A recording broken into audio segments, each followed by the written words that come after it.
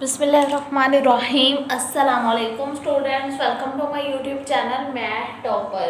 कैसे हैं आप सब लोग? आई होप आप सब ठीक होंगे। चलिए स्टार्ट करते हैं बच्चे आज का लेक्चर। तो बच्चे आज हम क्लास 9th मैथमेटिक्स में मशक नंबर 1.3 में सवाल नंबर 7 सॉल्व करेंगे। तो सवाल नंबर 7 की स्टेटमेंट है, मिरहा ने एक खिलौना 1500 रुपये में ख़रीदा। ठीक है, 1500 रुपीज़। ठीक है, और 1520 रुपीज़ में फ़रोख्त किया। ठीक है, इसका मुनाफा फ़ीसद क्या था? सबसे पहले ये देखें, उसने खिलौना कितने में ख़रीदा था? 1500 रुपये में। यहाँ पर हम उसकी कीमतें ख़रीद लिखेंगे, यहाँ पर हम लिख लेंगे कीमतें ख़रीद। ठीक है, अब कीमतें ख़रीद यानी जितने में ख़रीदा वो कितने रुपए है? 1500। ठीक है, अब यहाँ पर हम लिखेंगे कीमतें फ़रोख्त। ठीक है,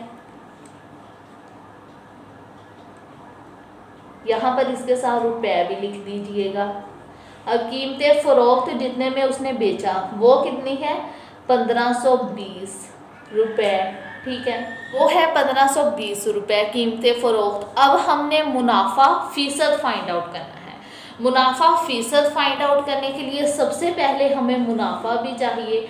अगर मुनाफा होगा हमारे पास फिर ही हम उसकी परसेंटेज लेंगे ना। ठीक है, अब मुनाफा भी हमें चाहिए और मुनाफा फ़ीसद भी चाहिए। ठीक है, यहाँ पर हम मुनाफा भी लिख लेंगे और मुनाफा फ़ीसद भी लिख लेंगे। ठीक है, ऐसे।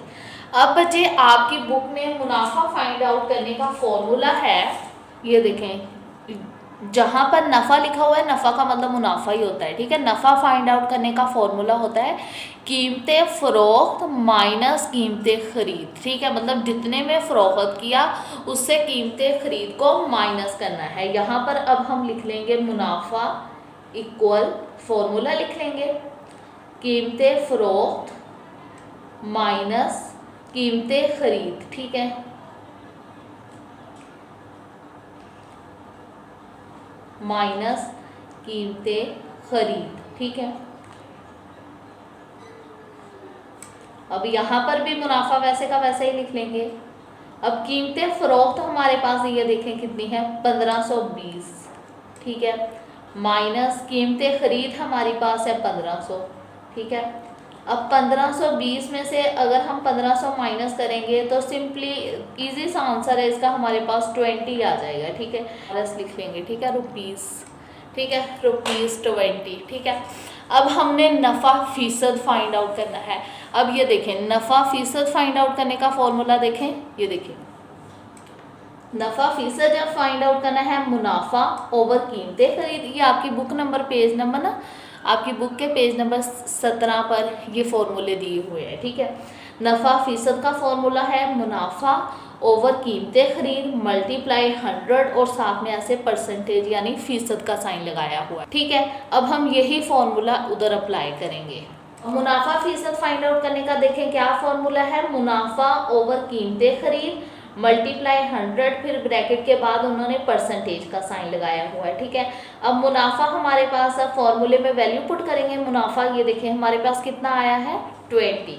यहाँ पर 20 लिख लेंगे और कीमतें ख़रीद जितनी कीमत में से उसने ख़रीदा था, ये देखें क्या कीमतें ख़रीद है? 1500।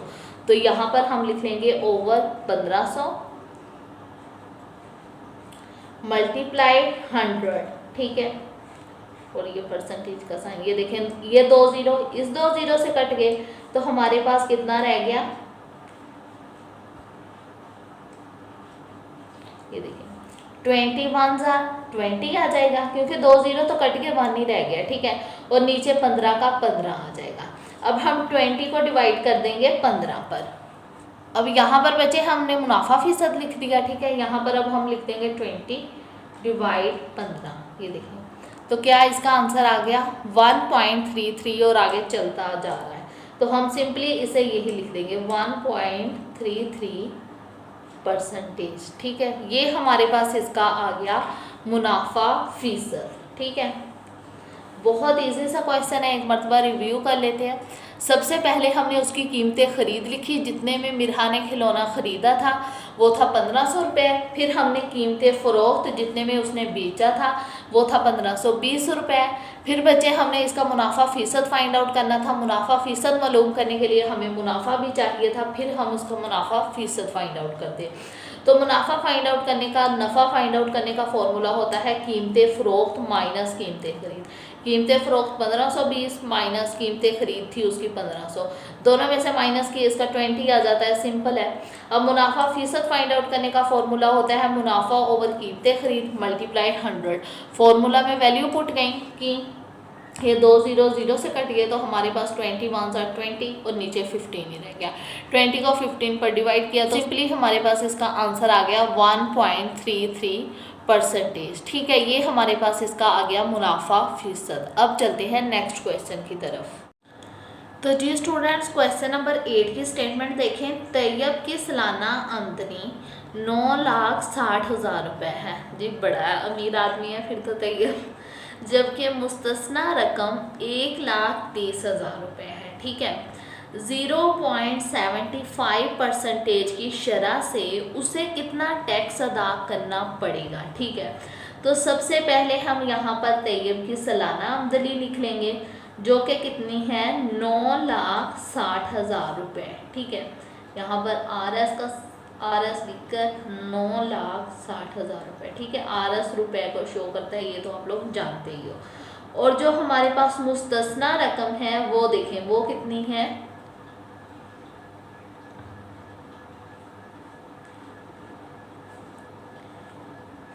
1,30,000। ठीक है,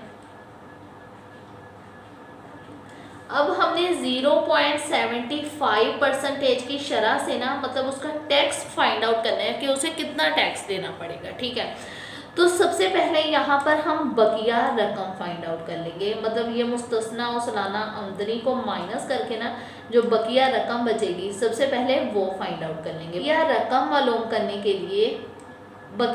मालूम करने के लिए हम सालाना आमदनी, ठीक है, से माइनस करेंगे मुस्तस्ना रकम। ठीक है, अब सालाना आमदनी 9,60,000। ठीक है, और माइनस मुस्तस्ना रकम 1,30,000। अब हम इन दोनों को माइनस कर देते हैं। ये देखिए 9,60,000 माइनस 1,30,000। ये देखिए, तो उसका हमारे पास कितना आ गया, हमारे पास आ गया 8 लाख। बकिया रकम हमारे पास आ गई 8,30,000। ठीक है, ये हमारे पास बकिया रकम आ गई। ठीक, अब हमने बच्चे टैक्स रकम फाइंड आउट करनी है। यहाँ पर हम लिख लेंगे टैक्स रकम। अब बच्चे टैक्स रकम हम फाइंड आउट करने के लिए बकिया रकम को, ये जो बकिया रकम हमारे पास आई है 8,30,000, इसे मल्टीप्लाई कर देंगे टैक्स की शरह से। ये देखें कितनी शरह है 0.75%। ठीक है, अब देखिए, अब 0.75 के साथ परसेंटेज है। ठीक है, परसेंटेज हमने ख़त्म करनी है, तो परसेंटेज ख़त्म करने के लिए परसेंटेज का 100 लगा देंगे। ठीक है, डिवाइड में 100 लगा देंगे। अब आप देखें ये 2 0 इन 2 0 से कैंसिल, तो पीछे हमारे पास रह गया 8,300। इसे हम मल्टीप्लाई कर देंगे 0.75 से, क्योंकि यहाँ पर 1 ही है, 1 पर डिवाइड करेंगे तो यही आंसर आएगा ना। अब हम इन दोनों को मल्टीप्लाई कर देंगे तो हमारे पास बचे उसके टैक्स की कितनी रकम आई 6,225 रुपये। ठीक है, तो ये हमारे पास उसकी टैक्स रकम आ गई। एक मरतबा रिव्यू कर लेते हैं क्वेश्चन का दोबारा से। ये देखिए, सालाना आमदनी उसकी कितनी थी 9,60,000, मुस्तस्ना रकम कितनी थी 1,30,000। बकिया रकम मालूम करने के लिए सालाना आमदनी को मुस्तस्ना रकम से माइनस कर दिया, तो हमारे पास बकिया रकम आ गई 8,30,000। अब टैक्स फाइंड आउट करना था, तो हमने क्या किया, जो हमारे पास बकिया रकम थी उसे मल्टीप्लाई कर दिया टैक्स की शरह से, जो उन्होंने क्वेश्चन पर दी हुई थी 0.75%। ठीक है, तो अब परसेंटेज ख़त्म करने के लिए परसेंटेज का 100 लगा दिया, ठीक है, 100 को डिवाइड कर दिया, 2 से कट गए, तो हमारे पास रह गया 8 तो हमारे पास रह गया 8300, इसे हमने मल्टीप्लाई कर दिया 0.75 से, तो हमारे पास उसकी टैक्स की रकम आ गई 6225। अब हम चलते हैं नेक्स्ट क्वेश्चन की तरफ। तो जी स्टूडेंट, सवाल नंबर 9 की स्टेटमेंट है 3,75,000 रुपये पर एक साल के लिए 14% शरह से सालाना मुनाफा मालूम करें, ठीक है। तो सबसे पहले उन्होंने हमें क्या दिया हुआ है, असल रकम। तो यहाँ पर हम लिख लेंगे असल रकम, ये देखिए, जो कि कितनी है, 3,75,000 रुपये, ठीक है। अब उन्होंने हमें यहाँ पर वक्त भी दिया हुआ है, टाइम, ठीक है, जो कि है 1 साल, ठीक है, 1 ईयर। अब शरह उन्होंने हमें दी हुई है 14%, ठीक है, यहाँ पर हम शरह भी लिख लेंगे 14%, ठीक है। अब हमने फाइंड आउट क्या करना है, सालाना मुनाफा, तो यहाँ पर हम लिख लेंगे सालाना मुनाफा इक्वल क्वेश्चन मार्क, ठीक है। अब बच्चे सालाना मुनाफा मालूम करने के लिए हम ये वाला फॉर्मूला लगाएंगे, ठीक है, असल रकम मल्टीप्लाई वक्त मल्टीप्लाई शरह, ठीक है, मतलब जो भी गिवन डाटा है उनको मल्टीप्लाई कर देंगे। असल रकम क्या है, 3,75,000, ठीक है, और हमारे पास वक्त 1 ईयर, मल्टीप्लाई शरह 14%, ठीक है। अब 3,75,000 को 1 के साथ मल्टीप्लाई करेंगे, इसका यही आ जाएगा हमारे पास 3,75,000 ही, ठीक है, मल्टीप्लाई 14। अब यहाँ पर देखें परसेंटेज है, परसेंटेज ख़त्म करने के लिए 100 लगा देंगे, ठीक है, ये 2 से कैंसिल हो गए, तो हमारे पास क्या बच गया, 3,750 मल्टीप्लाई 14। अब हम इन दोनों को मल्टीप्लाई कर देंगे, कितना आ गया हमारे पास आ गया 52,500 रुपीज़, ठीक है, ये हमारे पास इसका आ गया सालाना मुनाफा, ठीक है। एक मरतबा बच्चे क्वेश्चन का रिव्यू कर लेते हैं। हमने असल रकम लिखी उसकी 3,75,000 रुपये, उसका कितना वक्त लगा, 1 साल के लिए, टाइम भी दिया हुआ था, शरह थी उसकी 14%।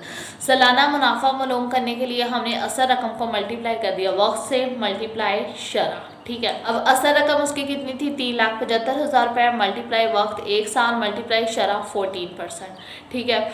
तो यहाँ पर 3,75,000 को 1 के साथ मल्टीप्लाई करेंगे तो यही आंसर आएगा, मल्टीप्लाई 14%, ख़त्म करने के लिए 100 लगा दिया, 2 से कट गए, तो हमारे पास रह गया 3,750, इसे 14 से मल्टीप्लाई किया तो हमारे पास आ गया 52,500, यानी 52,500 इसका सालाना मुनाफा, ठीक है स्टूडेंट्स। तो जी स्टूडेंट्स, ये था आज का लेक्चर। आई होप आपको समझ आई होगी। वीडियो अच्छी लगे लाइक ज़रूर कीजिएगा, चैनल को शेयर करना मत भूलिएगा। कोई भी क्वेश्चन हो कमेंट सेक्शन में लाजमी पूछेगा, मैं इंशाल्लाह आपके हर कमेंट का रिप्लाई करूँगी। और प्लीज़ मेरे चैनल को सब्सक्राइब भी कर दीजिएगा और साथ में बेल आइकन को भी प्रेस कर दीजिएगा ताकि मेरी हर नई आने वाली वीडियो का नोटिफिकेशन आपको जल्द मिल जाए। अपना बहुत सारा ख्याल रखिएगा, दुआओं में याद रखिएगा। ओके, अल्लाह हाफिज़।